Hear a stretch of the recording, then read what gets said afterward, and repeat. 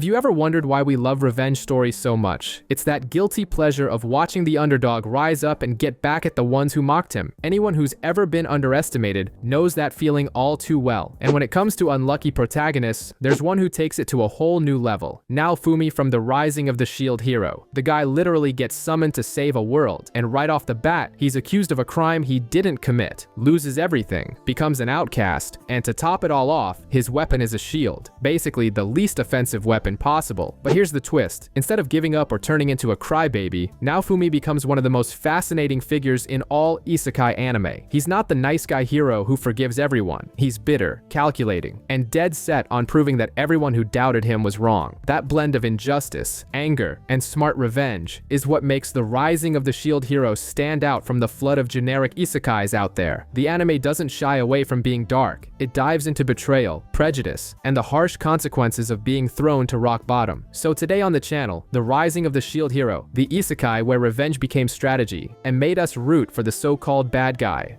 Here we meet Naofumi, a university student who, on a normal day at the library, finds a fantasy book about 4 heroes. Out of nowhere, he gets sucked into the book, Jumanji style, and is summoned to another world along with 3 other guys. Their mission? To save humanity from demonic invasions called the Waves. Naofumi discovers he is the shield hero, and the other heroes, who came from different versions of Earth, quickly let him know he's the ugly duckling of the group, the weakest of them all. When it's time to form parties, no one wants to team up with him. That's when a girl from the Spear Heroes party, offers to help. Sounds nice, right? Wrong. Shortly after, she takes all his belongings and falsely claims he did something terrible to her. He gets cancelled. Hard. Mine? Why? Why would you lie like that? We're supposed to be a party! No one believes Naofumi, and he becomes an outcast. The only one who shows a shred of compassion is Erhard, the blacksmith, who senses that something is off with the story. Bitter and filled with hatred, Naofumi begins to fend for himself, learning to upgrade his shield with materials he finds in the world. After dealing with some bandits who try to rob him, he realizes he can't level up without gaining experience or more strength. That's when he's approached by Bielukas, a slave trader, who takes him to a market. The idea is to buy a slave to fight and farm experience for him. In the corner of the room, Naofumi sees a demi-human girl cowering in terror inside a cage. The slave trader tries to push a high-level wolfman on him, but Naofumi ignores him and decides to buy the raccoon girl, Raphtalia, who is much cheaper. They place a slave seal on her, which acts as a magical contract. If she disobeys or betrays Naofumi, she feels intense pain. The upside is that any experience one gains, the other gets too. Shared experience farming, basically. But Raphtalia is completely traumatized. She has constant nightmares about her parents' death during the first wave, which makes her hesitate to kill anything. The two travel to the town of Loot in search of valuable ore, but are attacked by a high-level dog monster. To make matters worse, it's the same type of creature that killed her family. Raphtalia freezes in fear. Seeing the situation, a wounded Naofumi tells her to run while he holds the monster off. This act of sacrifice makes something click in her head. No more running. Confronting her fears, Raphtalia musters her courage and kills the creature. Naofumi comforts her, promising not to abandon her, and she agrees to help him defeat the waves so that other children won't suffer as she did. Later, at dinner, Naofumi decorates a toothpick with a Japanese flag, a sign that his ultimate goal is to one day return home. After a month of pure grinding to prepare for the next wave, Naofumi has unlocked a huge variety of transformations for his shield, each with a unique ability, making it a virtual Swiss Army knife. Master Naofumi! Shield prison!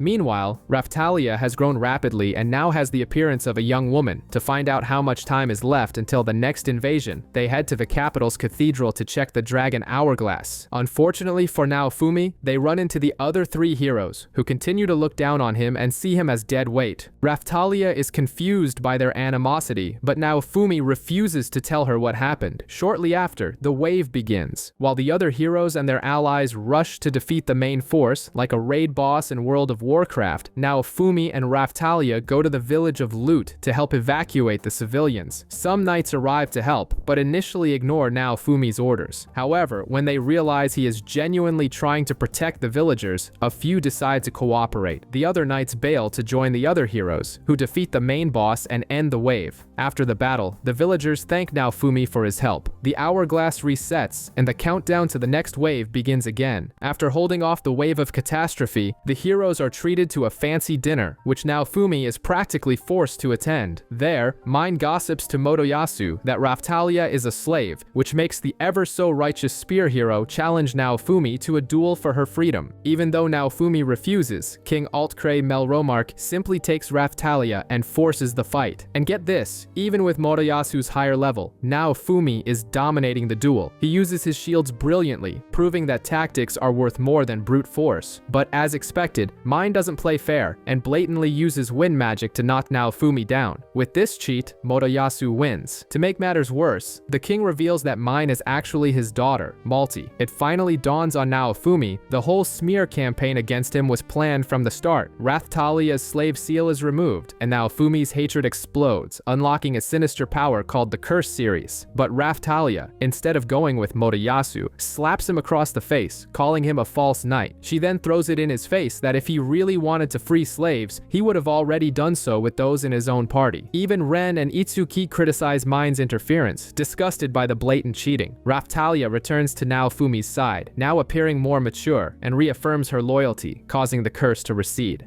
You are the one who saved my life, gave me a sword, and showed me that I had a purpose in life.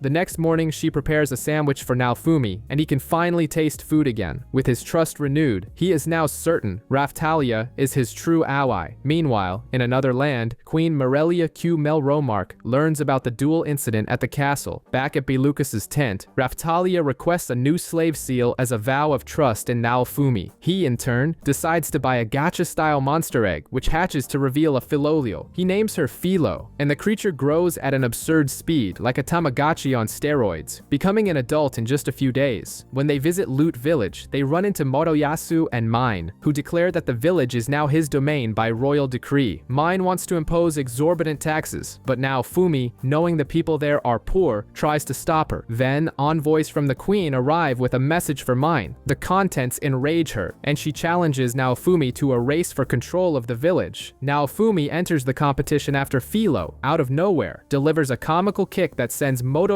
flying. The race pits him, riding Filo against Motoyasu and his dragon. The soldiers try to cheat with magic, but Naofumi wins anyway, forcing Malti to back down when the queen's envoys expose her cheating. On their way back while stopping to rest, Naofumi and Raphtalia get a surprise the next day. Filo has transformed into a little girl with wings who can now talk. Naofumi takes Filo to Erhard, the blacksmith, who sends them to a tailor. The tailor, in turn, sends them to the magic shop owner to get magical clothes made for Filo. It's like a video game fetch quest. The problem is, the shop owner needs a new magic gem for her loom, which is essential for creating the magic thread. On the way, they escort a wealthy merchant and a group of bandits attacks the carriage. Naofumi's party defeats them, and the bandits start boasting that they won't be punished due to the shield hero's bad reputation. Bad move. Naofumi basically extorts them, either hand over all their loot or Filo will eat them. The merchant is impressed, teaches Naofumi new skills, and even gets him a mining license at a discount. I even managed to pick up some spells, thanks to getting a feel for this mana stuff.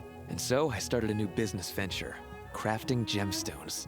While the group searches for the magic gem, they find the tomb of an alchemist who guarded a cursed seed, but the seed is missing. After fighting some creatures in the tunnels, they find a vein of gems where a bizarre monster has made its nest. They defeat the beast, get the gem, and the magic shop owner helps Filo create the magic thread. With that, the tailor finally makes a dress for Filo that transforms along with her. Now she's got a proper magical girl outfit. This time, the mission from the merchant is simple: deliver herbicide to a village. But upon arrival, Naofumi's team discovers the place has turned into the set of a botanical horror movie. A monstrous plant has taken over everything, and the blame, as usual, falls on another hero. It turns out Motoyasu tried to end the region's famine with a magical seed, but the plan backfired, and the plant turned into a monster. Since Motoyasu has already bailed, it's up to Naofumi to clean up the mess. He defeats the plant and even modifies its seeds so they won't cause any more trouble. The only catch is that the villagers have no money to pay him, so the payment becomes the seeds themselves. Naofumi Naofumi takes them back to the merchant, who immediately sets him up with a new quest: deliver goods to a hot springs village. There, the spa vibe is shattered by Raphtalia's jealousy, as she can't stand watching Naofumi and Filo chatting all the time. To try and score some points with her master, she discovers a rare gem that a local bird collects and decides to go after it. Filo tags along, but she's more interested in the bird's eggs. In the middle of their journey, however, a silver boar shows up to ruin their day, knocking the jewels off a cliff and trampling the eggs. Furious, the two of them finish off the beast, sell its carcass, and use the money to buy Naofumi a special tool for his gem work, a gift that proved to be more valuable than any jewel. Another day, another problem. A mysterious disease is spreading through a village, and Naofumi's group goes to investigate. The cause? Another hero's screw-up. Ren killed a dragon and just left its corpse there to rot, turning the area into a Chernobyl-level toxic wasteland and attracting all sorts of monsters. When Naofumi's team arrives to clean up the mess, the dragon's body reanimates, turning into a giant zombie. In the middle of the fight, the worst happens. The dragon swallows Filo whole. Seeing his companion become a monster snack is the last straw for Naofumi. His Shield of Wrath activates and he goes into a full berserker mode, completely losing control.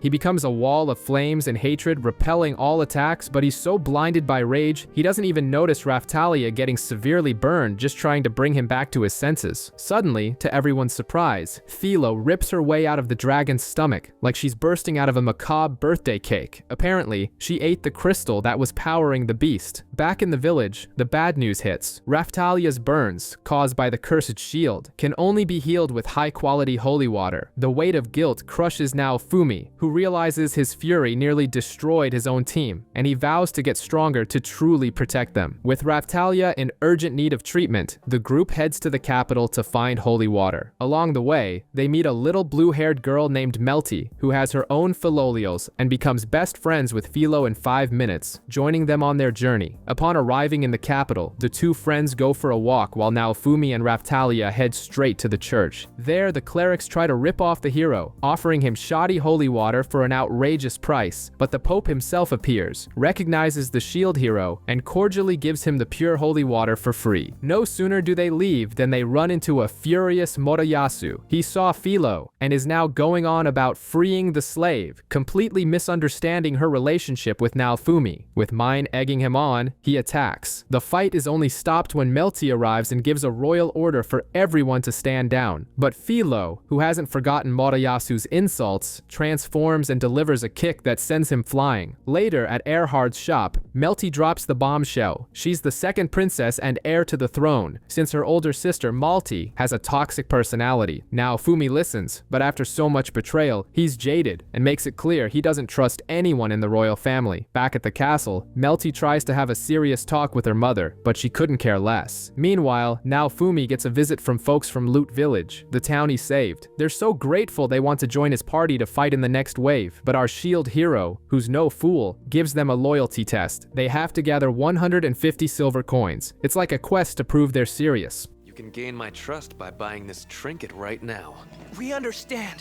We'll gather the silver pieces right now. To make matters worse, Raphtalia and Filo have hit their level cap and need a class up to keep progressing, but the king, in a fit of pure spite, forbids the shield hero's party from using the kingdom's dragon hourglass. Their only option is to go to the neighboring country of Shieldfrieden, but the next wave will arrive before they can make it. On the road, Naofumi finds starving refugees, victims of a revolution started by Itsuki, the bow hero. It turns out the so-called revolution just replaced one corrupt government with another equally rotten one. When Naofumi confronts Ren and Itsuki, they accuse him of stealing their rewards. Naofumi lays down the hard truth. Itsuki's revolution was a failure, and the dragon Ren killed and abandoned caused a plague in the region. Ren sees Raphtalia's injuries and finally believes him, but Itsuki remains stubborn, thinking it's all just another one of Naofumi's lies. To end on a hopeful note, Erhard gives Naofumi a brand new set of armor, and the people from Loot Village return with the 150 silver coins. But in a benevolent plot twist, Naofumi tells them to use the money to buy better equipment and accepts them all into his party. The countdown begins. The wave hits in 24 hours. With everyone geared up, the wave begins. The team from Loot Village, led by the knight Aka, focuses on helping civilians, while the main trio takes on the monsters. In the midst of the chaos, Naofumi runs into an old woman he once healed, and she starts demolishing monsters like it's nothing, revealing she was a retired adventurer, proof that looks can be deceiving. After 3 hours of battle, Naofumi gets worried about the other heroes and goes to check on them. He finds the trio of stooges attacking a ghost ship with zero strategy, like someone just mashing buttons randomly in a video game. Naofumi arrives and scolds them, telling Raphtalia to reveal the true boss hidden inside, a giant soul eater. Things get so bad that Naofumi has to use his cursed shield. The problem is, the soul of the dragon within the shield is furious, since Ren was the one who killed it. Anger consumes Naofumi, but he remembers his mission, regains control, and uses a brutal new power to end the fight, the Iron Maiden.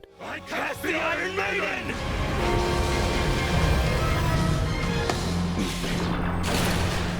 Victory seems certain, but then a second Soul Eater appears and is destroyed in the blink of an eye by a new enemy. Dressed in a black kimono and wielding war fans, Glass emerges, the true boss of this wave. The newcomer, Glass, defeats the other 3 heroes as if she were playing on very easy mode. Now, she faces Naofumi's team. Even with all of our heroes' shields and support from Raphtalia and Filo, they can't land a single hit. The woman is simply untouchable. When Naofumi calls for a tactical retreat, Glass attempts some long-range attacks, but the Wave's timer runs out, forcing her to withdraw and ending the fight in a technical draw. After the battle, Naofumi is summoned back to the castle. King Altkray, with his usual arrogance, demands that he reveal the secret to his abilities. Naofumi's response is epic. He tells the king to get on his knees and beg. Furious, Altkray threatens Filo and Raphtalia, but Naofumi warns that his retaliation will be far worse. As he leaves, a mysterious woman warns him that the church is conspiring against him. Melty tries her best to get her father and Naofumi to reconcile, but Malty, the snake of a sister, only makes things worse. With no other choice, the group gets supplies from Erhard and finally sets off for Schildfrieden for the girls' class up. On the way, they run into Melty, who still wants to help make peace, but Naofumi senses something is wrong just seconds before one of the princess's guards tries to assassinate her. In a flash, the shield hero protects her, proving once again who the real hero of the story is. The men, instead of understanding the situation, accuse Naofumi of kidnapping the princess. It's the height of bad faith. Naofumi manages to fight back and finds a pendant on one of the guards, an item from the Church of the 3 Heroes. Basically, the Shield Heroes Hater fan club. Back at the palace, the video editing team is working overtime to create a deep fake of Naofumi kidnapping Melty, turning him into the kingdom's most wanted fugitive. The new plan is to take Melty to the neighboring country of Siltvelt to prove everyone's innocence. But in the middle of their escape, they run into the other 3 heroes. Melty tries to explain the misunderstanding, but Mine, always the troublemaker, drops the gem that Naofumi has a brainwashing shield. And the craziest part, the other heroes swallow this story without a shred of proof. Naofumi tries to flee, but Motoyasu traps Filo with a magic chain. Left with no choice, Naofumi activates the Shield of Rage and goes berserk to escape.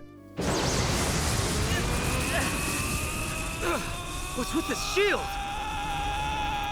Seeing Mine attack without a care for her own sister's safety, Ren and Itsuki finally start to suspect that something is very wrong with her. Before leaving, Naofumi throws the church pendant to Ren and tells him to investigate. Out of nowhere, a mysterious helper appears, the same one who had warned Naofumi about the church. Naofumi removes Filo's chain, and the mysterious woman says that the queen wishes to meet with him, but Naofumi, stubborn as ever, decides he's not changing his route. To make matters worse, Mine sets the forest on fire to try and corner them. This girl has no limits. Naofumi's group manages to escape the burning forest, but Mine is relentless. Reaching the border, they discover it's been closed by royal order. Plan A has gone up in smoke, so now they have no choice. They have to find the queen. On the way, they bump into a nobleman named Van Reichnot, who luckily is a friend of Melty's. The guy is a decent sort. He listens to their whole story and offers them shelter in his mansion. It seems like they'll finally get a peaceful night's rest, but of course not. The next morning, the house is stormed, and Reichnot is arrested. wounded. The maids, quick on their feet, hide Naofumi and Raphtalia in the pantry while Melty goes to distract the knights. The leader of the troop is a disgusting nobleman named Dal Rabier, and the mere sight of him sends Raphtalia into a panic. It's clear these two have a dark past. Naofumi calms Raphtalia, and they let Melty proceed with her plan. As soon as Rabier leaves with the princess, Naofumi finds Filo, and they set off on a rescue mission. In front of Rabier's castle, a group of demi-humans loyal to Raphtalia are protesting, and Naofumi uses the commotion as cover to infiltrate. Inside, the scene is straight out of a horror movie. Rabier is torturing Raphtalia in front of Melty just for fun. Naofumi storms the place, rescues them both, and Raphtalia finally comes face to face with Rabier. The nobleman, who was acting tough just a second ago, is now terrified and begs for his life. Please, spare me! Have mercy on me! We cut to a heavy flashback that explains Raphtalia's trauma. Her village was destroyed in the first wave, and the survivors, including her and her best friend Rafana, were enslaved by Melromark's soldiers. The two were sold to none other than Dal Rabier. The situation gets even worse. Rafana dies of illness, and Rabier, without a shred of remorse, sells Raphtalia to the slave trader who brought her to Naofumi. Back in the present, Raphtalia is about to finish Rabier off, but Naofumi stops her. He reminds her of how much she's grown, and that revenge won't bring her peace. She gets the message and spares his life. Rabier, feeling insulted at being forgiven, lunges at her to kill her. Terrible idea. With her mana sword, Raphtalia easily defeats him, and he plummets from the window. After the battle, Melty helps Raphtalia, and Raphtalia goes down to the underground prison, where she finds other demi-humans, including her old friend Keel. But the joy is short-lived. She finds Rafana's remains, abandoned in the cell, and breaks down, overwhelmed with guilt. This is where Naofumi has his most important moment. He admits that he only started trusting people again because of her, and that she was the one who saved him from the darkness. Her spirit renewed, Raphtalia vows to rebuild her village. But just when everything seems resolved, Rabier, who survived the fall, appears in the courtyard and unleashes an ancient T-Rex-like monster. The first thing the beast does, it crushes Rabier. Instant karma. Now, the giant dinosaur is charging toward Naofumi's group. Final boss successfully unlocked. Naofumi's group is in a massive brawl with a tyrant dragon Rex that Rabier unleashed to ruin their day. In the middle of the chaos, Melty, the brains of the group, notices that Filo and the monster are glowing with the same light. With Sherlock Holmes level deduction, she comes up with a plan to lure the beast to a giant lake. There they try to fight it, but their attacks barely scratch it. When all seems lost, a colossal Filolial queen appears out of nowhere and defeats the dragon with the ease of swatting a fly. I'm finishing this now.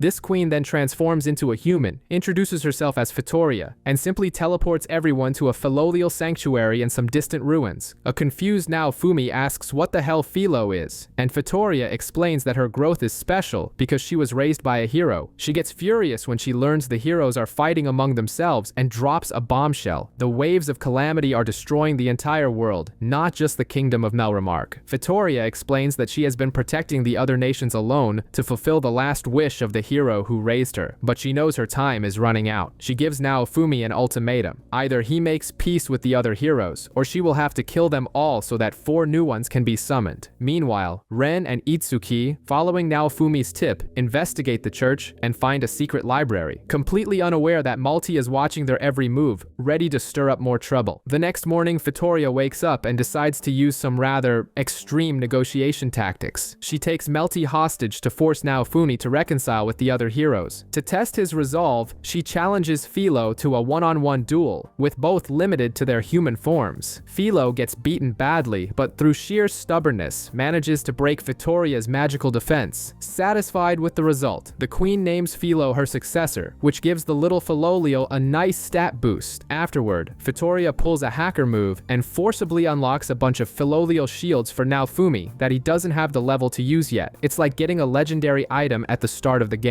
Later, she calls Naofumi for a private chat and drops some truth bombs. Saving the world is very different from saving the people, and the heroes will soon have to make that choice. She stresses that they are still far too weak, and that if they don't unite, she will fulfill her promise to eliminate them all. To show she's not all threats, she enchants Naofumi's armor to help with the side effects of the Shield of Rage. Based on her behavior, Naofumi deduces that an ancient shield hero raised her, but she has lived so long she no longer remembers. Far away, Ren and Itsuki's parties find a hidden cave, but a mysterious attack from above causes the whole thing to collapse. Everyone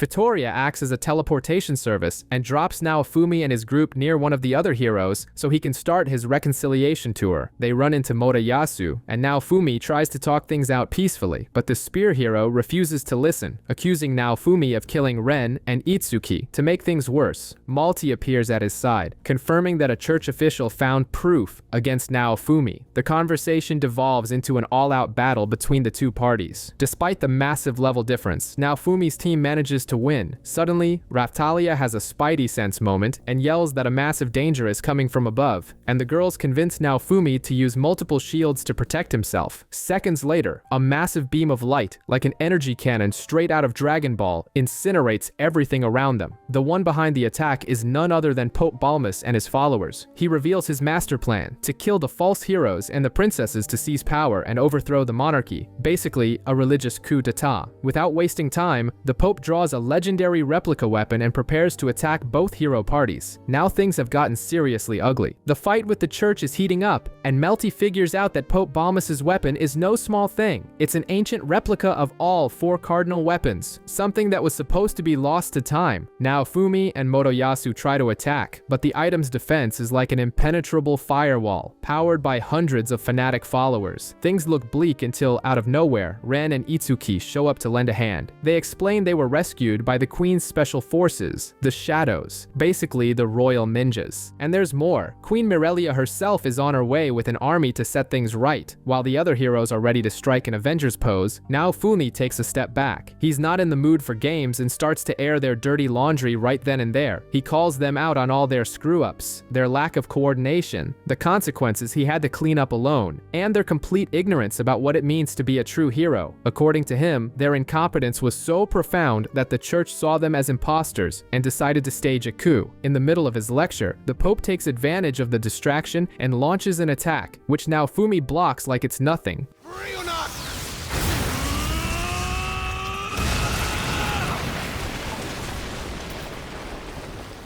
He says he'll only fight alongside them because he promised Victoria, but in his opinion, the other heroes are just as much of a problem as the Pope. With the team finally assembled, the 4 heroes prepare for battle, but Balmus responds by trapping everyone inside a giant magical cathedral. Trapped in the cathedral, the heroes can't even scratch the Pope's magical walls. To make matters worse, Naofumi's Shield of Rage has been nerfed, with the curse's effect almost completely nullified. Seeing his advantage, Balmus decides to play dirty. He starts draining the life force of his own followers to charge a cataclysm-level attack. With few options left, Naofumi decides to risk it all and unleash the dragon's soul sealed in his shield. He transforms into a berserker of sorts, clad in sinister armor and losing control to his rage. The only thing that stops him from going completely off the rails is Raphtalia, Filo, and Melty, who, despite being burned by the cursed flames, manage to bring his consciousness back. Now focused, Naofumi manages to block the Pope's super attack. With many of his human batteries dead, Balmus can't recover his mana as quickly. It's the opening the other 3 heroes needed to finally coordinate an attack and break his defense. Naofumi, riding Filo, charges forward and sets the Pope on fire, but the villain still has a trick up his sleeve and nearly turns the tables, until Queen Mirelia's army arrives to provide support. Seizing the chance, Naofumi uses his most powerful and desperate technique, blood sacrifice. The ability drains his own blood to create a devastating blow that finally kills Balmus and destroys his weapon. As the soldiers arrest the cultists, the queen introduces herself and promises to save the life of Naofumi, who is on the verge of death. After spending 3 days recovering, Naofumi finally wakes up. Queen Mirelia comes to him and apologizes for all the trouble caused by the church, her daughter Mine, and the now former king Altkray. She explains that the original plan was for each nation to summon a different hero to fight the waves across the world, but her kingdom got greedy and ended up summoning all 4 at once, which led to all the chaos. The next day, a public trial is held that is pure entertainment. Altkray is stripped of his crown, and Mine receives a slave mark that forces her to confess all her crimes in front of the entire nation. As a result, the queen sentences them to death. However, at the moment of execution, Naofumi intervenes. He realizes Mine's fear is real and says that death would be too lenient a punishment for them. His proposal is far more creative: to officially change their names to bitch and trash, and legally require all citizens to call them by these names. So I've got a better idea.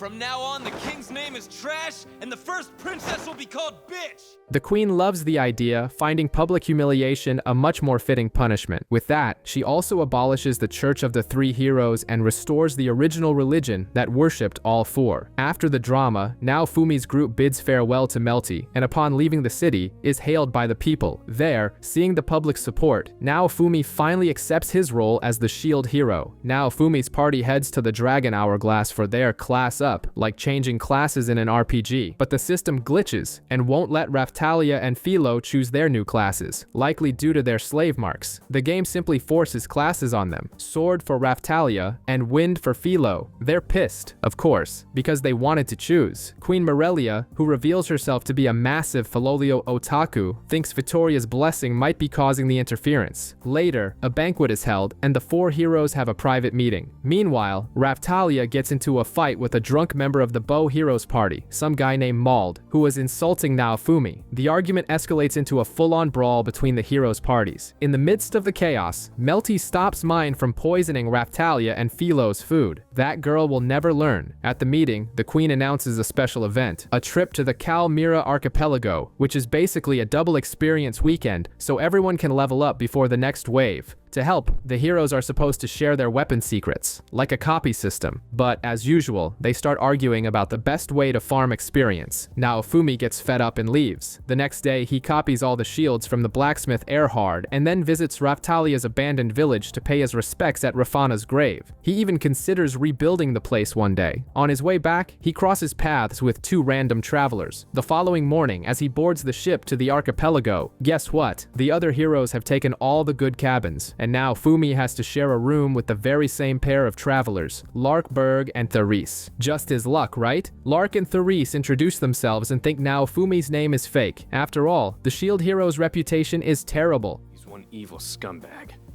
Scams, blackmail, kidnapping, and he's got powerful friends that'll execute whoever he doesn't like. As soon as they arrive in Calmira, the governor takes Naofumi's party to a luxury inn, while the other heroes are busy puking from seasickness. Serves them right. Naofumi learns a new boost spell and starts the experience grind across the archipelago, taking the opportunity to craft new weapons for Raphtalia and Filo with the monsters he defeats. At night, a concerned Lark and Therese find Naofumi's party and take them to a party at a diner to unwind. Therese asks Naofumi for an accessory, and using a rare gem, he crafts a piece so beautiful that she goes wild with joy. The next day, they team up to grind experience together, like a successful MMORPG pug. Naofumi discovers something bizarre. Therese's magic flames heal him instead of burning him, a completely unexpected synergy. At sunset, the pair says goodbye, thanking him for the day and hoping to meet again. While Naofumi's party is relaxing on the beach, Filo discovers an underwater temple. Curious, Naofumi goes to investigate. Upon arriving, his shield opens the temple door,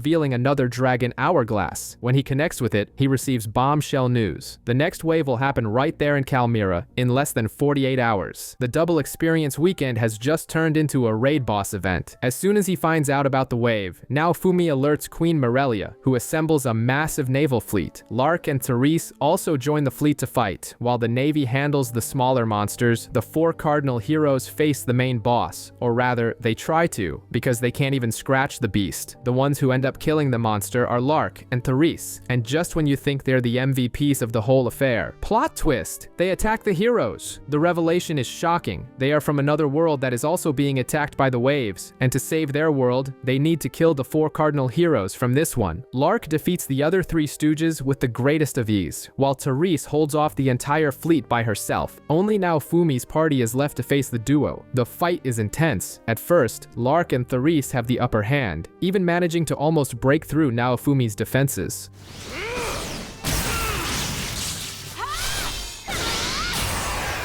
Airside sweep! But then Melty joins the fray, providing magic support and allowing Naofumi to focus on combat. Using clever tactics, the Shields team manages to turn the tables and injure Lark, but it's not over yet. Suddenly Glass appears, revealing herself to be an ally of Lark and Therese. Remember that fan-wielding woman who humiliated everyone? That's her. She is impressed by Naofumi's current strength and prepares for a rematch. Things just got serious. Naofumi faces Glass one-on-one, and then comes the bombshell. She's a hero from another world, like a reverse reverse isekai, the fan hero. Naofumi discovers that the Soul Eater's shield is her weakness, her kryptonite, but he hesitates to finish her off. After all, Glass is just trying to save her world, exactly like him. Seeing his hesitation, Raphtalia arrives to give him a reality check, reminding him that he has a lot of people to protect in this world. Meanwhile, Queen Morelia comes up with a plan worthy of a barroom genius. She finds Risha, a rookie from Itsuki's party, and has her throw barrels of booze at Glass. The tactic works. Glass gets drunker than Jack Sparrow and has to beat a hasty retreat with help from Lark and Therese. Just as the Waves timer runs out, back in Calmira, Naofumi mulls over this whole otherworld's business and Vittoria's words. He also recruits Risha into his party, who is at rock bottom after being kicked off Itsuki's team over a false accusation and even tried to drown herself. As a reward, the queen grants Naofumi dominion over Sayet, Raphtalia's former village, so he can rebuild it with trustworthy people. Raphtalia thinks this is a plan B, in case he dies or goes back home, but Naofumi reveals it's the start of a new life with them. While our hero has his sweet moment, the other heroes decide they need to get stronger than him. And to top it off, the merchant Bialukas gets a mysterious new sponsor. Life in Sayet moves on, with Naofumi overseeing the reconstruction and Rishia's training, who continues to struggle to level up due to her low stats. Out of nowhere, some bat familiars attack. Raphtalia and Filo deal with them in the blink of an eye, but Naofumi gets worried when the wave countdown simply stops.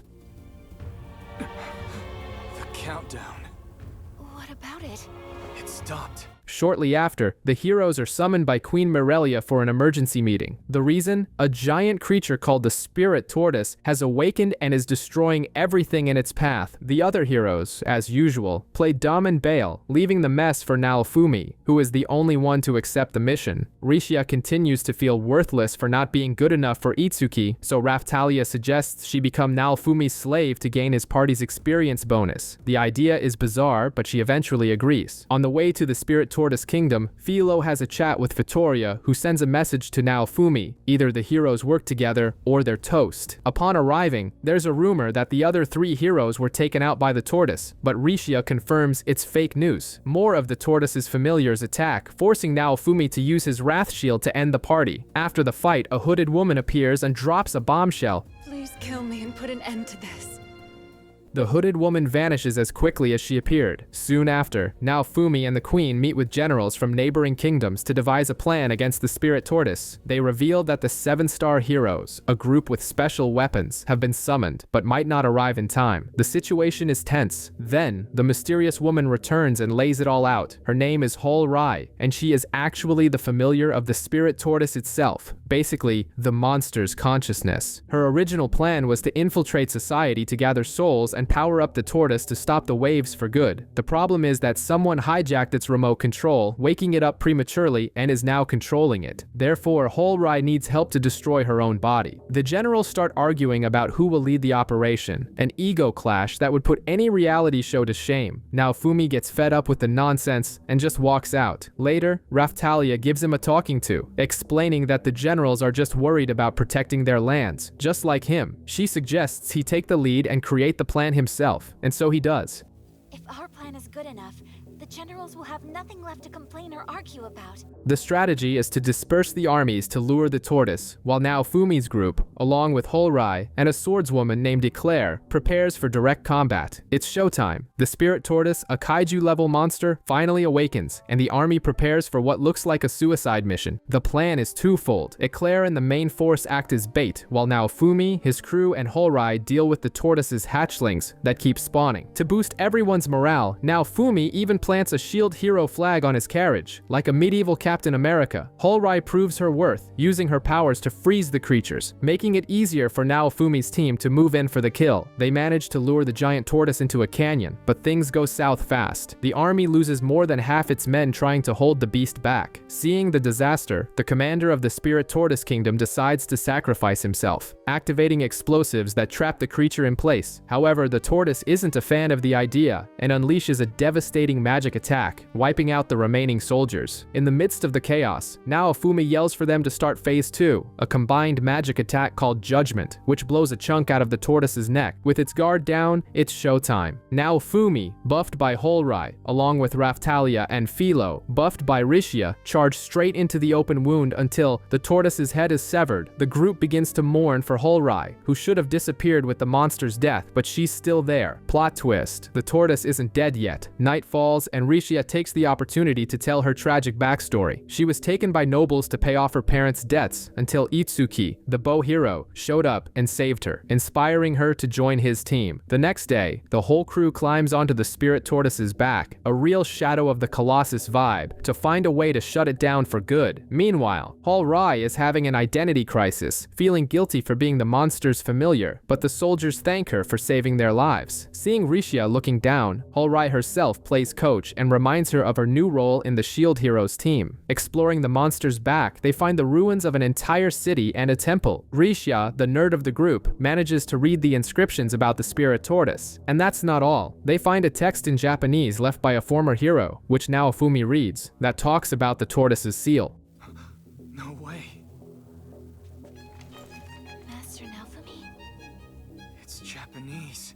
Suddenly, the temple starts to collapse, and in the confusion, Holrai has a flash of memory. To truly kill the tortoise, they need to destroy its heart, which is inside its body, accessible through a cave. Rishia insists on going with Naofumi and his team, who accept their new member. Inside, they run into 3 mysterious adventurers, but Naofumi's built-in lie detector goes off instantly. Raphtalia unmasks the trio, revealing them to be Lark, Therese, and Glass. Lark, the scythe guy, immediately explains they aren't there to fight, but to hunt down the person who awakened the spirit tortoise. He even proposes a truce, like, "The enemy of my enemy is my friend," but Naofumi flatly refuses. He doesn't trust people he'll have to fight later, so they go their separate ways. The team continues their journey, with Rishia and Raphtalia offering moral support to Holrai, who feels increasingly guilty. They make it clear that regardless of her original purpose, she is now their companion. They finally reach the tortoise's heart, but are greeted by an illusion of the true villain of the story, Kyo, the wielder of the book vassal weapon. Like any good villain, he only appears to taunt them, dropping some snide remarks about the other 3 useless heroes. The team ignores the talking phantom and destroys the heart. Except, Holrai still doesn't disappear. Everyone is confused. As the queen prepares her troops to hold back the regenerating tortoise, Holrai fully recovers her memories and guides the group into the monster's depths. There they find the real Kyo in a kind of control room, and he drops the bomb. They could have solved everything much more easily. All they had to do was kill Holrai. It turns out she isn't just a familiar. She is the spirit tortoise itself in human form. The spirit tortoise is back, and now its core is shielded, meaning the head and heart need to be destroyed again to stop it. The beast is about to attack the queen and her army when Fitoria shows up to handle it, planning to take care of the head while the others escape. Meanwhile, Kyo reveals he has captured the other 3 heroes and is using their holy weapons as an extra battery pack to control the monster.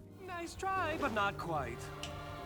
I'm going to siphon every ounce of power till they're dead!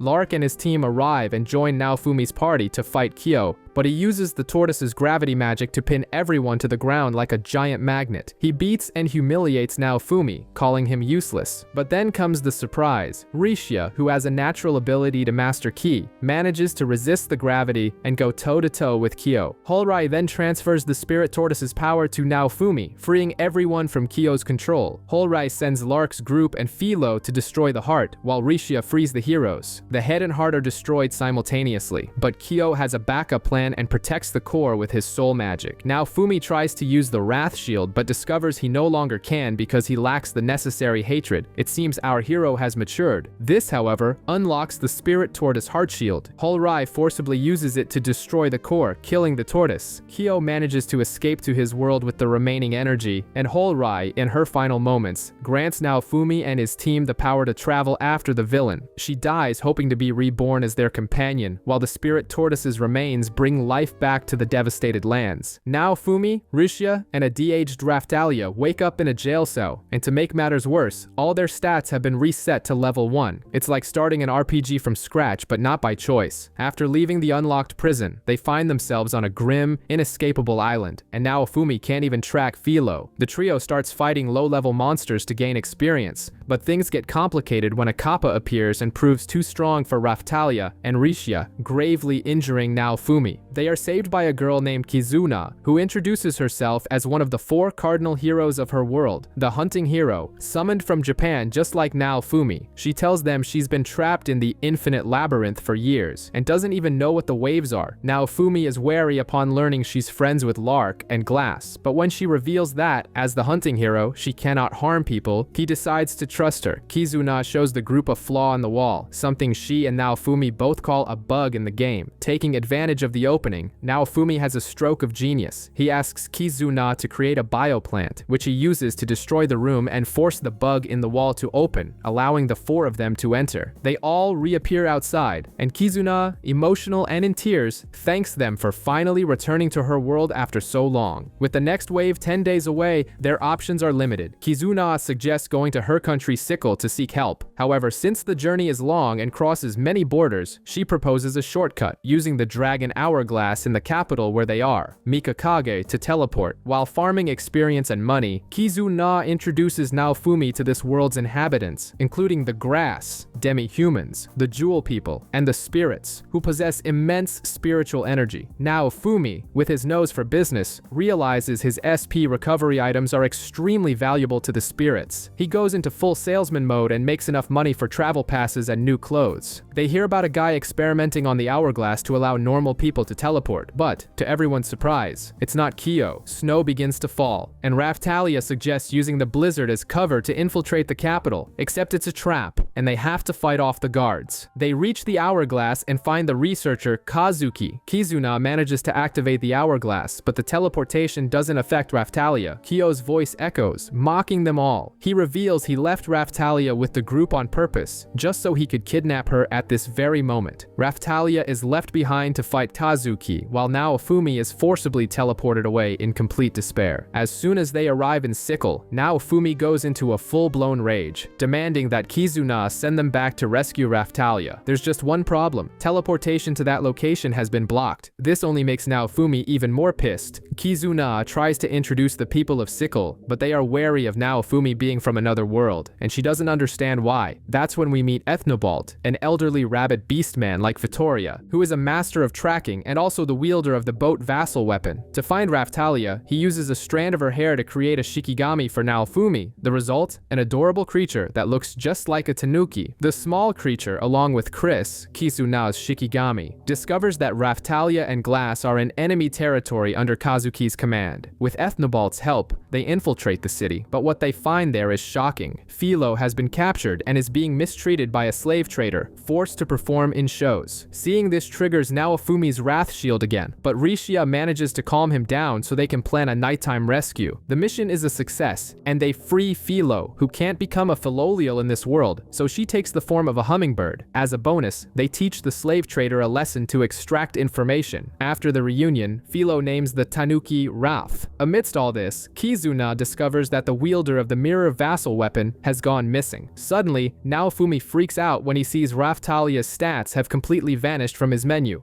Raphtalia's stats, they disappeared.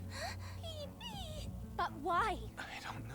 Meanwhile, Raphtalia is thrown into a prison cell with Lark, Therese, and Glass, who also fell for Kyo's trap. After she tells them how she rescued Kizuna from the infinite labyrinth, Raphtalia uses her illusion magic to steal a talisman from a guard, basically a free pass for Glass to use her powers and break them all out. The plan now is to get to Sequel. Therese, the rich one of the group, sells some jewels to pay for new clothes, food, and weapons for everyone. Along the way, they come across a ceremony to announce the new wielder of the katana katana vassal weapon. Raphtalia realizes the hero is Kazuki, but as he reaches for the sword, it simply vanishes and reappears in her hands. The katana is now bound to her, just like the cardinal hero's holy weapons. With no choice, Raphtalia runs off alone, leaving Lark's group behind as Kazuki's guards pursue her. To top it all off, her slave mark disappears, and her body ages back to normal. She ends up in a temple belonging to a clan that serves the katana hero, where they dress her in the hero's traditional attire, restoring her confidence. She then confronts Kazuki, who sends 2 copies of the sacred beast Byakko after her, but Raphtalia dispatches them like they were nothing. With a special move, she slices his stomach and warns him, "Don't move or you'll die." She turns her back as he begs for the katana, but her energy runs out just as a giant copy of Byakko appears. When she thinks it's the end, Naofumi, Filo, Risha, and Kizuna arrive to save the day, destroying the monster. She thanks them all and happily says she's back. After Raphtalia's emotional reunion, it's Kizuna's turn to reunite with Glass, Lark, and Therese. Meanwhile, Kyo appears just to taunt the still paralyzed Kazuki. The man moves and is sliced in half, dying instantly. As his companions weep, a green-haired woman appears and promises Kyo she will eliminate the threats. On the way back to Sequel, the mood turns heavy. Kizuna finds out that Glass's group plans to kill the cardinal heroes from Naofumi's world to stop the waves, and she scolds them for such a crazy idea. Even with Naofumi suggesting there might be no other way, Kizuna insists she will find a peaceful solution. It's then that Naofumi also discovers that Lark is actually the young king of Sequel. Elsewhere, Kyo, the mad scientist, places Kazuki's body in a stasis chamber, while his partners beg for more power to get their revenge. After Naofumi's group upgrades their armor, they are attacked by the green-haired woman, Yomogi, who wants to kill the heroes on Kyo's orders. She is easily defeated, but her sword goes berserk and tries to absorb her. The group manages to save her by breaking the weapon. Having surrendered, Yomogi swears Kyo is doing everything to stop the waves. Kizuna takes her in for questioning, where she reveals she was Kyo's childhood friend. Seeing Naofumi's hateful reaction to his name, she decides to find out the truth. The next day, as everyone prepares to hunt Kyo, the waves suddenly strike, teleporting Kizuna, Yomogi, and Glass's group away from Naofumi. They appear in front of Kyo's lab, and Yomogi makes the worst possible discovery. He wasn't trying to stop the waves, but creating his own. Here we learn Kyo's backstory. Before becoming the season's big bad, he was an antisocial gamer who died and was reincarnated into this other world, choosing to live without limits. With the waves underway, Ethnobalt and Yomogi fetch Naofumi and his team to take them to Kyo's lab, while Kizuna handles the mess outside. Inside the lab, the group is attacked by Kazuki's minions, who have been turned into half-human, half-animal chimeras, but Raphtalia dispatches them like it's nothing. An explosive sword flies toward the group, but Naofumi blocks it without breaking a sweat. It's then that Kyo reveals his masterpiece. He resurrected Kazuki's body, using the soul of the mirror vassal weapon wielder, and sends him to attack the group. Naofumi and Risha advance to face Kyo, while the rest of the crew stays behind to deal with Kazuki. Kyo can't stop laughing and taunting Naofumi, pushing him to the edge until the Wrath Shield completely consumes him. In Berserker mode, Naofumi almost takes Risha out, screaming that she's useless, but she manages to break through his rage, reminding him of his true feelings for Raphtalia and Filo. With the help of Holrai's soul and the return of Raphtalia and Filo, Naofumi regains his composure, much to Kyo's annoyance. Combining the Spirit Tortoise shield with the mirror vassal weapon, Naofumi fires an energy beam that overpowers Kyo's, finally defeating him in an epic explosion. Afterward, they are teleported back to their world, saying a quick goodbye to Kizuna and the others. Back in Melromark, Naofumi is rewarded for defeating the Spirit Tortoise and discovers that the other cardinal heroes handled the wave in his absence. Naofumi, Raphtalia, Filo, and Risha set out on a journey early in the morning. During a stop to fish, Filo complains she can no longer fly like she did in the other world. This triggers a flashback for Raphtalia and Risha, who remember when Kizuna took them shopping for new clothes. Seeing that Raphtalia wanted to impress Naofumi, Kizuna had Risha help her try on a bunch of different outfits. But after all that effort, Naofumi simply said his own outfit was the best, proving once again that he's as dense as a rock.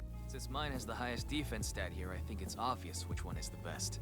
I hate to say it, but Naofumi's about as dense as a rock, huh? Later, Kizuna and Yomogi are also fishing. Kizuna tells Yomogi stories about Naofumi and explains how she survived for years in the Infinite Labyrinth, fighting off suicidal thoughts until he finally showed up. Yomogi opens up about her conflicting memories of Kyo, and Kizuna advises her to remember the happy moments, which makes her recall a funny situation between them shortly before the spirit tortoise incident, putting her at ease. Back with Naofumi's group, Rishia starts thinking about a conversation they had with Holrai. This triggers embarrassing memories for Raphtalia. Holrai had explained to her and Filo what getting intimate with someone meant, the infamous "the talk." Finally, the group reaches their destination, the site of the spirit tortoise's death, where they pay their respects to Holrai. Before leaving, Naofumi sees her spirit, and the two share a smile. With the spirit tortoise defeated, Naofumi already has to prepare for the next big boss, the Phoenix, which is expected to awaken in the coming months. Queen Morelia brings the bad news. After dealing with the last wave while Naofumi was away, the other 3 heroes have simply vanished. And that's not all. The 7-star heroes have also disappeared, except for one, the staff hero, who is none other than the deposed king, Altcray. To top off the list of problems, the queen warns that Malti has also dropped off the map. Naofumi and his team visit the slave trader Belucas to free the demi-humans from Luralona village, but find that most have already been bought. He frees those he can, and follows a lead to the nation of Zeltobel to find the rest. There, he discovers an underground auction where demi-humans are sold at exorbitant prices. Broke, he's convinced to participate in a clandestine fighting arena to raise the money. At a bar, Naofumi chats with a mysterious woman to learn the rules, while watching a fight where a demi-human boy named Foal loses on purpose. Without a second thought, Naofumi, Raphtalia, and Filo enter the arena in disguise, put on a little show for the crowd, and obviously win the fight in style. Naofumi is having drinks with a mysterious woman named Nadia when they're suddenly ambushed by a group of guys who dropped out of the tournament. But for this duo, it's just a warm-up, and they dispatch the guys without breaking a sweat. Afterward, Naofumi's team goes to restock, and he meets the city's famous merchant. With everyone else dropping out, the final is set. Team Naofumi versus Nadia. The fight begins, and the woman proves she's not messing around, using lightning magic like Thor himself. Things get even creepier when she transforms, revealing she's an orca-type demi-human. That's right, a killer whale. But then comes a plot twist. Raphtalia recognizes her. The woman stops in her tracks and recognizes Raphtalia and Naofumi too. Sedina figures out that Naofumi wants the prize money to free the slaves from Luralona, the same reason she's there. So, in a noble gesture, she simply throws the match. However, the event's sponsors are a bunch of jerks and try to stop Naofumi from winning. They throw a new challenger into the arena, the Killer Clown, a bizarre guy who controls multiple puppets. Now, Naofumi and Sedina have to fight together, while Raphtalia and Filo go after the clown. The two cast a chant spell in unison, giving Raphtalia a major power-up. She seems to defeat the villain, but he escapes using a dummy at the last second, like a ninja trick. Before vanishing, the clown drops some cryptic warnings for Naofumi. The sponsors try to rip him off again, but the slave trader and the shop owner show up, reveal the shield hero's identity, and ensure he gets his money. Meanwhile, Foal manages to get medicine for his sister Atla, who is very ill. Naofumi goes and simply buys Fool and Atla, using one of his magic potions to instantly heal the girl. Back in Sayet with the free demi-humans, he starts preparing the village's defenses, like a base-building mode in a strategy game. Meanwhile, Fool helps his sister recover. One night, a group of slave traders attacks the village, thinking it would be easy, but Foal, who is no fool, uses a flare gun Naofumi left him to alert the shield hero. The team comes flying in to save the day and protect the children. The problem is, the enemies are connected to a noble, so Naofumi can't just arrest or execute them. But he has a brilliant and ironic idea. To set an example, he decides to sell the traffickers as slaves in Silkveld, basically a real-life Uno reverse card. In the capital, Naofumi holds a ceremony at the Dragon Hourglass to reset Sedina and Foal's stats, officially welcoming them to the party. At the castle, they run into Altcray the king, who looks at Foal and Atla and feels a sense of deja vu. Queen Morelia takes the opportunity to share a bit of her husband's history. He was once the staff hero, a legendary warrior and strategist who fought for his younger sister, but her death turned him into a vengeful and bitter man. To end the episode on a cliffhanger, she reveals they finally discovered Motoyasu's location. Along with the news about Motoyasu, the queen drops another bomb. Ren's companions have all been killed, and mine is still missing. Back in the village, Naofumi runs into an unknown girl named Sin, but Filo recognizes her immediately. She's the killer clown. The girl asks to join the village, but Naofumi, who trusts no one, tells her to get lost.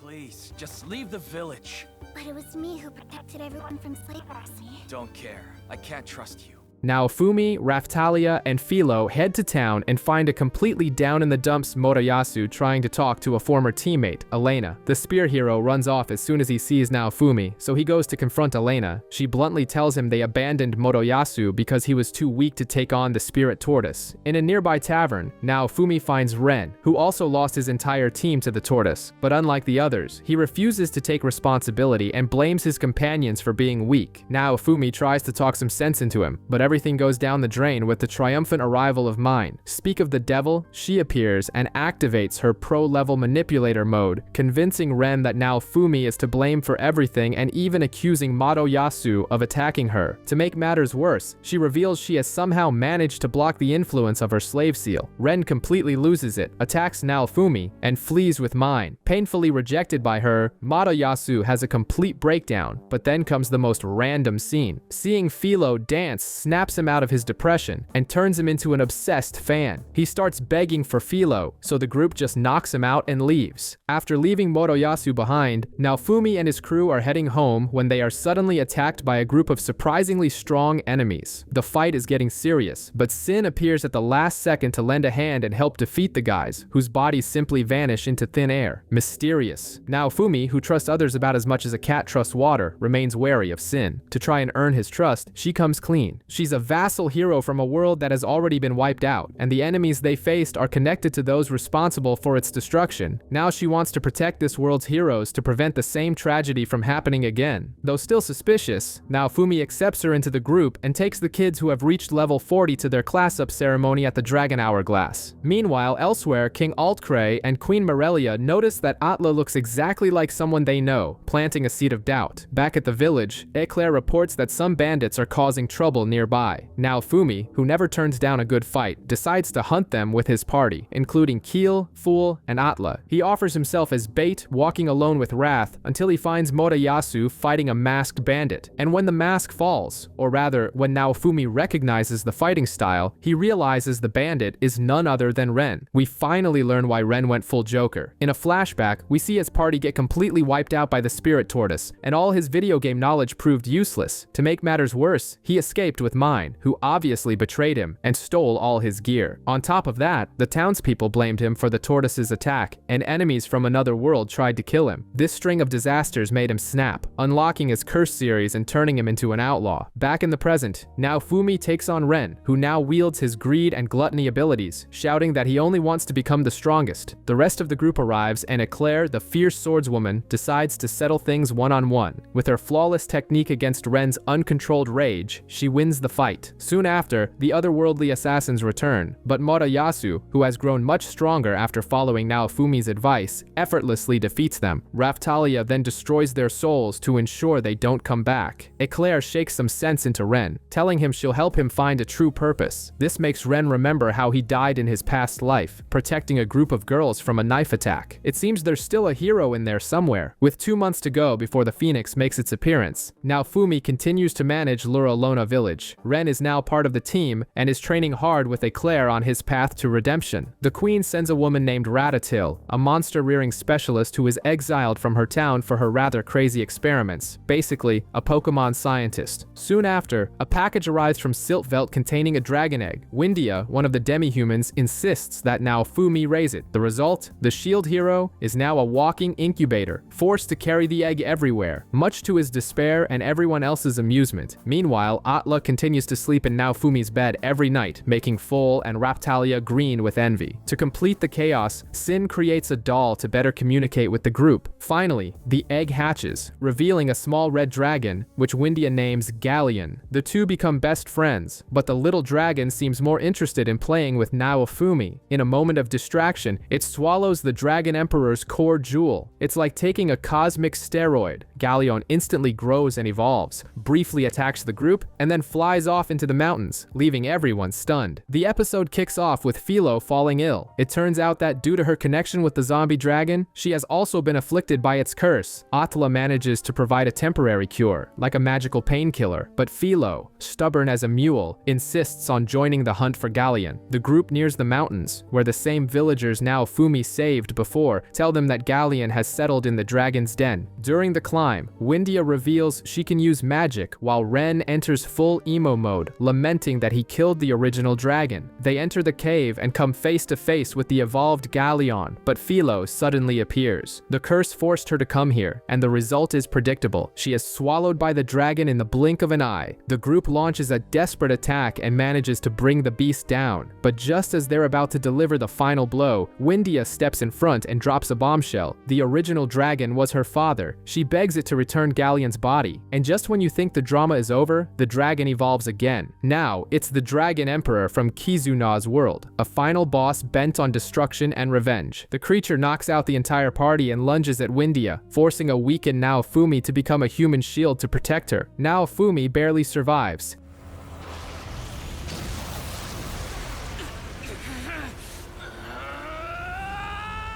And Atla uses a mysterious power to wound the Dragon Emperor, creating the perfect opening for the group to escape down a river. Once safe, Naofumi confirms the deadline. They have until dawn to defeat the dragon, or Filo will be absorbed forever. The plan: use the Wrath Shield as bait. As they prepare, Windia shares her story. After her father died, she was raised by the Dragon Galleon until Ren showed up and ruined everything. With the plan in motion, Naofumi lures the monster out of the cave, while the rest of the team acts as a distraction. Atla and Fol manage to finish the job, rescuing Filo and the small Galleon. Windia says goodbye to her father's spirit, and they destroy the Dragon Emperor, whose essence is absorbed by Naofumi's shield. Then comes the shocking revelation. The villagers manipulated Ren into killing the original Galleon just to steal his treasure. Ren apologizes to Windia, who forgives him. Naofumi discovers that the original Galleon's soul now resides in the hatchling's body, but must keep it a secret. Filo's curse finally vanishes, and to top it all off, the little Galleon evolves by absorbing Filo's levels and flies off with Naofumi and Windia, leaving Filo on the ground, green with jealousy. Naofumi gives Melty a break from her royal duties for a more fun mission, helping Filo regain her levels and leveling up a bit herself in the process. Meanwhile, we discover that Sin has been participating in underground fights to make some extra cash. She tells them about a mysterious fighter, an archer called Hidden Perfect Justice. The name is cheesy, but Naofumi, Ren, and Rishia figure it out instantly. It can only be Itsuki. The group heads to the arena and confronts the bow hero, but he, completely manipulated by mine, that girl again, refuses to listen and insists he's doing the right thing. Seeing the situation, Risha decides the only way to bring him back to his senses is through a fight. She wants to show him how strong she's become. It's revealed that after their defeat by the Spirit Tortoise, Itsuki's party abandoned him. Now they've returned with mine, tricking him with the excuse that the money from the fights is to free slaves. They discover Naofumi is nearby and immediately start plotting how to get rid of Itsuki. With the help of the slave trader, Naofumi's team sets a trap, leading Itsuki to a private arena where Rishia awaits him for a one-on-one showdown. The stage is set. Itsuki finally understands Naofumi's plan, but instead of thanking him, he decides Naofumi is a criminal who must be punished. To do so, he draws his new weapon, the Bow of Justice, which is supercharged with the Curse of Pride. With a speech worthy of an anime villain, he declares his version of justice and reveals his bow can now brainwash others. Basically, he's become a benevolent dictator.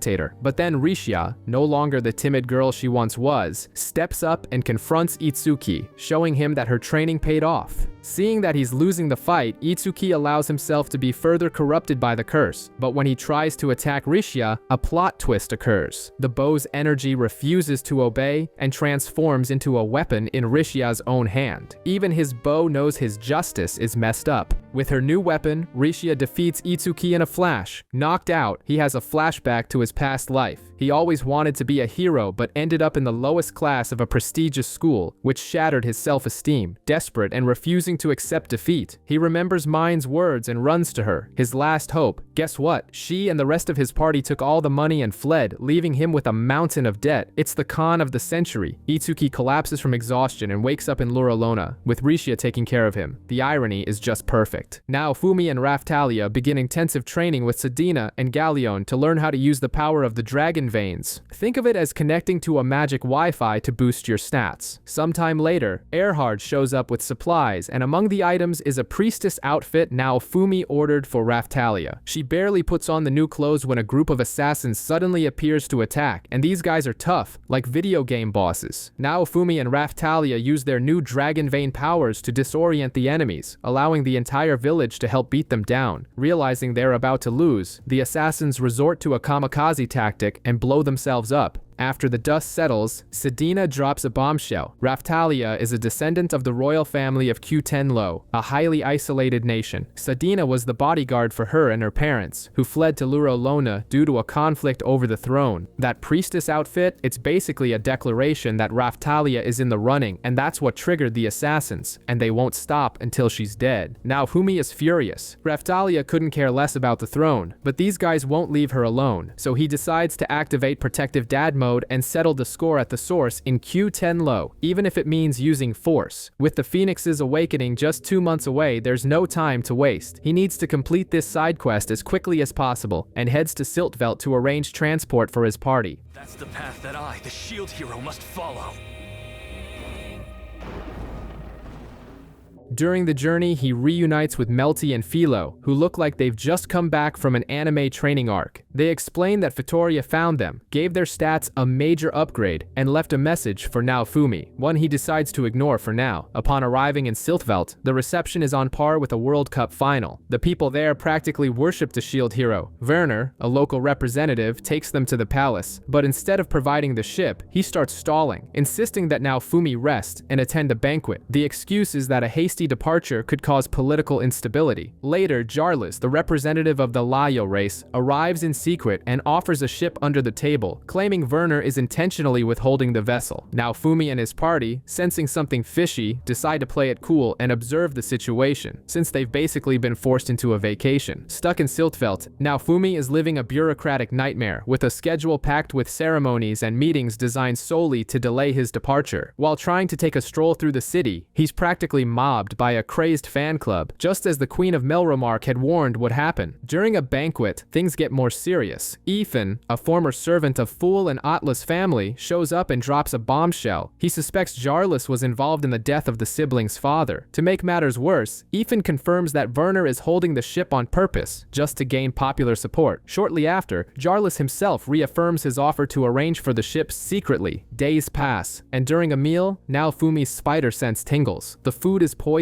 He stops everyone from eating just in time. Under pressure, the palace cook confesses that Jarlis threatened him into adding the poison. Jarlis, of course, denies everything, and the situation devolves into an open political clash between Werner's and Jarlis's factions. In the midst of the chaos, Jarlis plays his final card and publicly questions whether Naofumi is the true hero of the coming age, since he was summoned in Melromark, not Siltvelt. The seed of doubt has been planted. Following the poisoning attempt, the meeting in Siltvelt descends into complete pandemonium. Jarlis denies his guilt and tries to shift the blame to Werner, but then Atla, the white tiger demi-human, steals the show. She delivers a powerful speech, reminding everyone that the shield hero is the founder of their nation and that their loyalty should be above this petty political squabble. The cook, with nowhere left to run, confesses that Jarlis forced him to poison the food. Cornered, Jarlis doubles down, again questioning if Naofumi is the true hero. The accusation divides the leaders. That's when Elder Genmu, a highly respected figure, appears, supports Atla's speech, and suggests the most classic solution for settling disputes: a duel. Jarlis, full of himself, challenges Atla directly, but her brother Full steps in, declaring he will fight to protect his sister, prove his loyalty, and while he's at it, force Jarlis to confess to their father's murder. The rules are set. If Jarlis's side wins, the White Tigers lose their status, and Naofumi becomes the property of Siltvelt. If Naofumi's team wins, Siltvelt must grant his every request. Jarlis, ever arrogant, agrees to fight both siblings. Then the duel begins. Jarlis versus Full, but Jarlis doesn't play fair and poisons Full mid-fight, smugly stating that the only rule is last one standing wins. Dirty fighting is an understatement. Seeing her brother in trouble, Atla offers to take his place. That's when Jarlis decides to go full villain of the year and taunts Full, calling his father Tyrion a coward who died a pathetic death. That was the trigger. Fool becomes enraged and demands he take it back, but Jarlis doubles down and confesses he was the one who killed Tyrion, all out of pure envy for the man's talent and glory. He had felt humiliated his whole life and decided to resort to murder. The confession activates Fool's rage mode as he undergoes a beast transformation and becomes incredibly powerful. Atla transforms as well, and Fool charges at Jarlis. Fool, with a special move called the Tyrant Tiger Strike, a name worthy of a video game finisher, defeats the traitor. With their rare victory, the duo finally avenges their father's death and clears their family's name. The day after the battle, a witch hunt begins to find out who gave Jarlus the drug, but the culprits have already vanished, disappearing as if they never existed. Naofumi, ever the strategist, asks Rak to play detective and investigate the substance. Meanwhile, the leaders of Siltvelt honor their part of the deal and prepare a ship to take Naofumi's group to Q10 Lo. Fool and Atla take advantage of the calm to visit their parents' grave. In a moment of peace, Fool decides to leave the grave where it is. Later, they visit their old family home, which Fool had sold to pay for his sister's medical treatment. The new owner, a friend of their father's, recognizes their story and, in a noble gesture, returns the house to them. There, Fool tries his hand at being a master chef, recreating their mother's recipes for Atla, who barely remembers them. The result isn't great, but Naofumi acts as a kind judge and helps adjust the dish, deducing that their mother was likely human and the food was a blend of cultures. Atla is moved by the meal, saying the taste reminds her of her mother. The group enjoys some quiet time at the house before setting sail, recharging for the next journey. Back in his village, Naofumi starts assembling his own version of the Avengers for the trip to Q10 Lo. The chosen team includes Raphtalia, Foal, Atla, Sadina, Galleon, Itsuki, and Erhard, who joins the mission with a personal objective to find his missing master, who he suspects forged the Q10 Lo assassin's weapons. Ren stays behind to act as the village's security. They set off on a high-tech ship, a true luxury cruise provided by Siltvelt, but the peace is short-lived. Along the way, they are attacked by ships serving a so-called false emperor. The group discovers that the Cardinal Hero's attacks are somewhat nerfed and don't work properly, but they manage to defeat the enemies nonetheless. Suddenly, a giant whirlpool, created by a water dragon, appears out of nowhere and separates Naofumi, Raphtalia, and others from the main ship.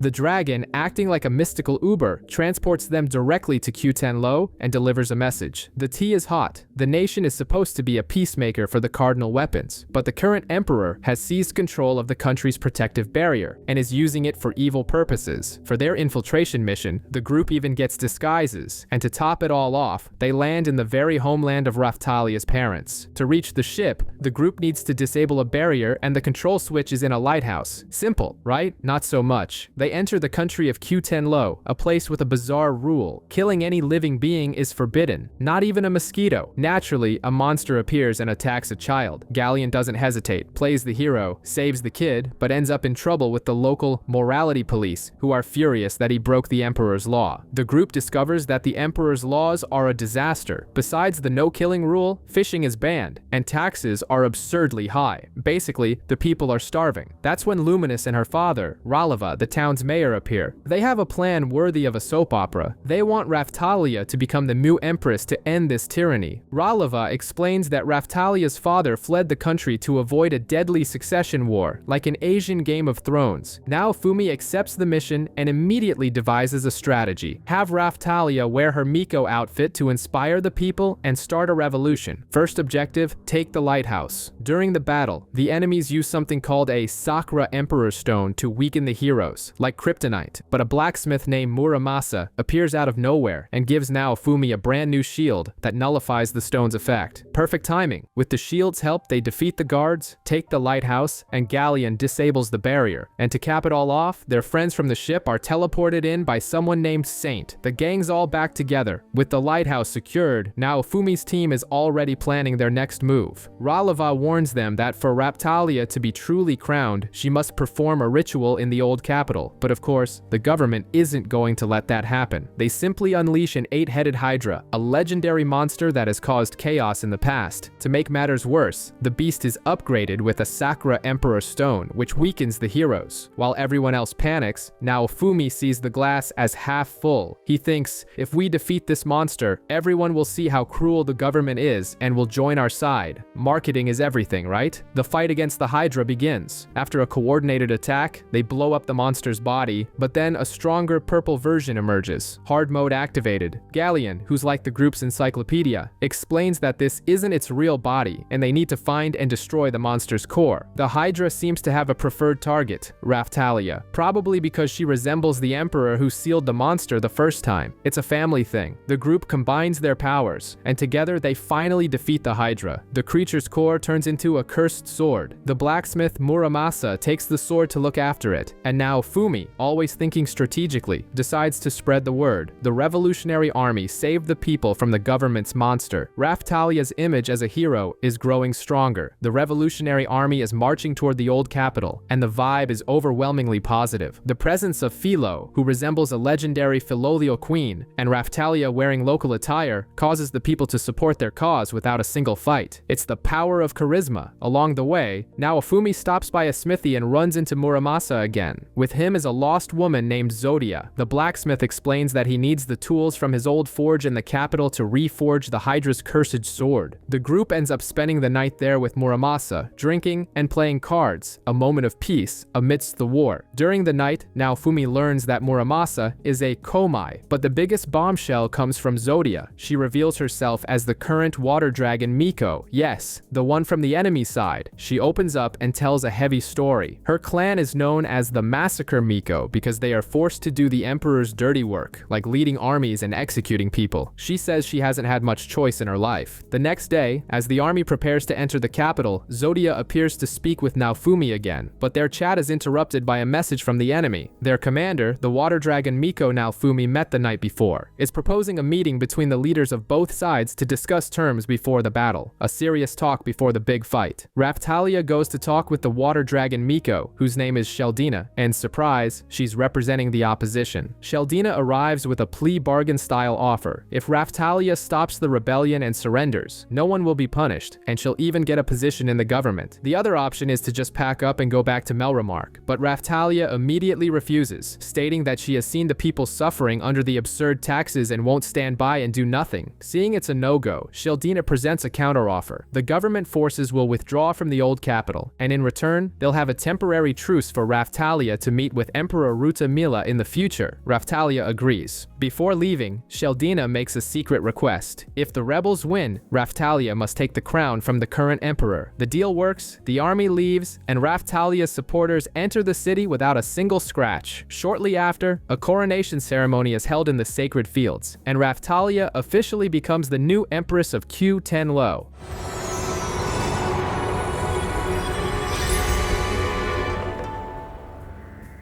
As a bonus, they also learn a new skill called Energy Boost at the Dragon Hourglass to power up their weapons. With reinforcements from Melremark, including Ren, more government generals join Raphtalia's cause. Meanwhile, in the capital, Lady Machna and the Emperor chew Sheldina out for negotiating the truce. Days later, the government army breaks the agreement and prepares for war. Sheldina appears before the rebel army and proposes a solution worthy of an action movie, a duel to decide the war. If she loses, the government army will disband. Accepting the challenge on Raphtalia's behalf is Sadina, and then comes the bombshell reveal. Sheldina reveals she is Sadina's younger sister, and is furious because her sister fled the country, forcing her to become the water dragon Miko. The duel begins, but the family drama is so intense that the fight even turns into a drinking contest. Sheldina is filled with resentment, but Sadina just wants to end their family's cycle of suffering. To try and win, Sheldina uses an oracle power from a harpoon, but it's not enough. So, she resorts to eating a root core fruit, transforming into a super-powered version of herself and defeating Sadina. Things get so serious that Naofumi is forced to reveal himself as the shield hero. However, the oracle power malfunctions and tears a hole in Sheldina's chest. To complete the chaos, a mysterious entity possesses her body, claiming to be an emperor from the past. This ghost simply kills Lady Machna, accusing her of manipulating the current emperor like a puppet. The spirit then challenges Raphtalia to a duel, offering Sheldina's freedom in return. As collateral, it hands over a card containing Sheldina's crystallized heart. The fight is insane. The Phantom Emperor is a next-level opponent, using advanced techniques like the 5 Elements Divider. But Raphtalia isn't alone. With the help of her allies' support magic, she retaliates with her own skills, including the forms of her Sacro Dance. The Emperor even praises Raphtalia's growing power, noting she has a unique affinity for both light and dark magic, basically a Jedi and a Sith at the same time. In the final confrontation, the Emperor's spirit concedes defeat and praises Raphtalia's fighting spirit. Before vanishing, he calls her a peacemaker, a title for someone whose duty is to stop the heroes if necessary. That's a heavy burden to bear. With Sheldina freed, the group finds the current Emperor, Raphtalia, sulking in his room. To honor her promise, Raphtalia takes his title but spares his life. The former emperor is exiled to a village. The sisters, Sheldina and Sadina, swear loyalty to the new empress Raphtalia. With the war settled, revealed, the group plans to head home, but with new items on their checklist, resolving the issues in Silkvelt and defeating the Phoenix. And like a post-credits scene, Machna's spirit, now inhabiting the Spear Hero's body, vows to one day destroy Naofumi's soul. Peace never lasts long. Airstrike Jab!